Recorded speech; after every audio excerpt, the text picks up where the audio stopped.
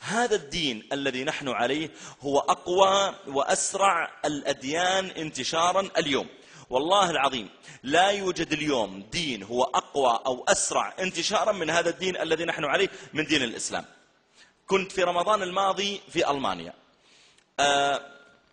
ألقيت محاضرة في أحد المساجد للألمان، وكان هناك أخ اسمه عبد العظيم يترجم للغة الألمانية. انتهيت من المحاضرة. أصلا أثناء المحاضرة كان هناك رجل دخل إلى المسجد وجعل يتخطى الرقاب حتى جلس ما بين الطاولة والصف الأول، وحتى مجلسه كان مزعجا للناس اللي أمام، لأنهم جاءوا مبكرين وحجزوا مكانا فجاءوا ضايقهم. انتهيت من المحاضرة قبل أذان المغرب ب10 دقائق، ونحن في رمضان والناس يحتاجون أن يرجعوا إلى بيوتهم ليفطروا.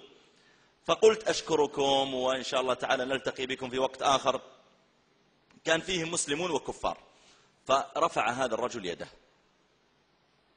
قلت عفوا انتهى الوقت، ما أستطيع أستقبل سؤالك إلا بعد الصلاة. قال أنا ما عندي سؤال. قلت إذا ماذا تريد؟ قال أنا نصراني جئت أبحث عن الإسلام. قلت يا مرحبا يا شيخ، لو نجمع المغرب مع العشاء تعال. وجلسته بجانبي، صار المترجم بجانبي وهذا في الجهة الأخرى. قلت له أنت من أين؟ قال من إيطاليا. طيب تسكن في ألمانيا؟ قال نعم. طيب لماذا جئت تبحث عن الإسلام؟ جعل الرجل يتكلم بحرقة.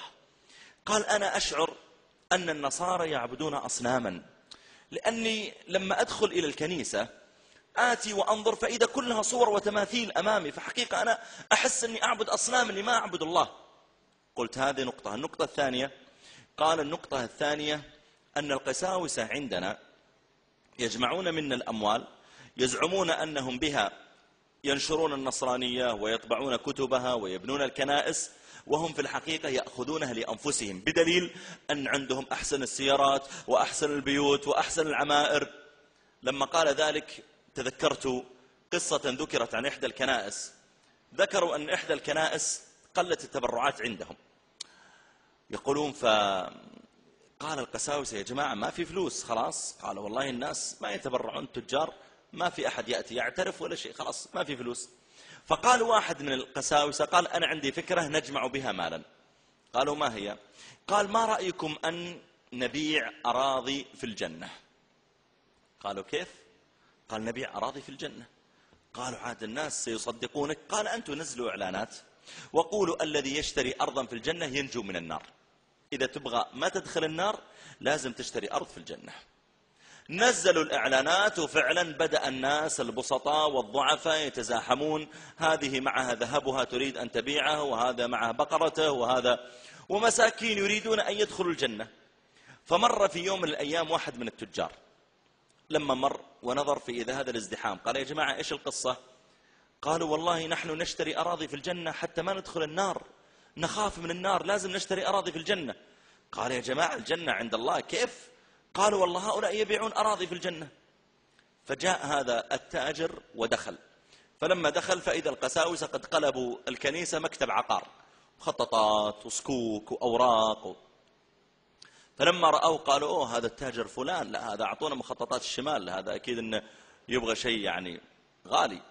وطلعوا له المخططات وبدأوا يقولون له هذه الأرض على 4 شوارع، وهذه ربوة، وهذه في هنا جنبك بيت نوح عليه السلام، ومن هناك بيت لوط، ومن هنا بينكم شعيب ساكن، أنت تسكن في الربوة تشتري. وهو ينظر إليهم فقال لا أنا ما أريد أشتري أرض في الجنة. قالوا عجبا إذا ماذا تريد؟ قال أنا أريد أشتري النار. تبيعون النار؟ قالوا إيش؟ قال نعم بشتري النار. تبيعون النار؟ شريتها. قالوا نبيع جدها، المسألة كلها أصلا لعب في نبيعك النار. بكم؟ تفاوض هو إياهم حتى باعوه النار وأعطاهم الشيك. خرج ومعه صك أنه اشترى النار، فإذا الناس الضعفاء قد اجتمعوا عند الكنيسة، فرفع الصك هذا بين يديه عقد شراء النار، باكج كامل تسليم مفتاح، أخذ النار.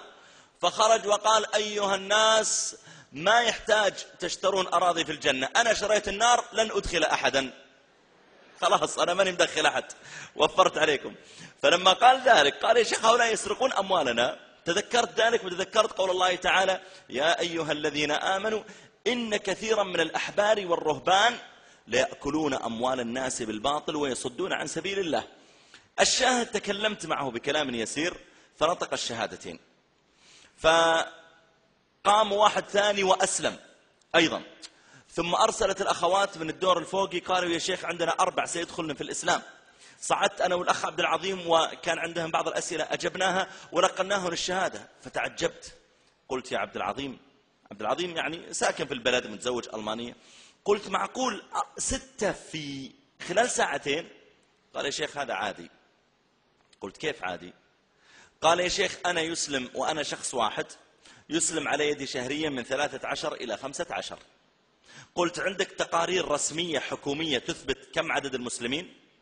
فأعادني إلى أحد المواقع في الإنترنت الموثوقة للحكومة، فإذا الحكومة يا جماعة قد نشرت في مواقع رسمية أن عدد الذين أسلموا رسميا من الألمان في عام 2006، لاحظ أنا أتكلم عن سنة واحدة، في عام 2006 الذين أسلموا رسميا، ليس الذي أسلم عبر إنترنت ولا أسلم عبر كتاب ولا أسلم عن طريق صديقه وخلاص، لا، الذين أعلنوا إسلامهم فعلا رسميا في ألمانيا عام 2006 4000 شخص.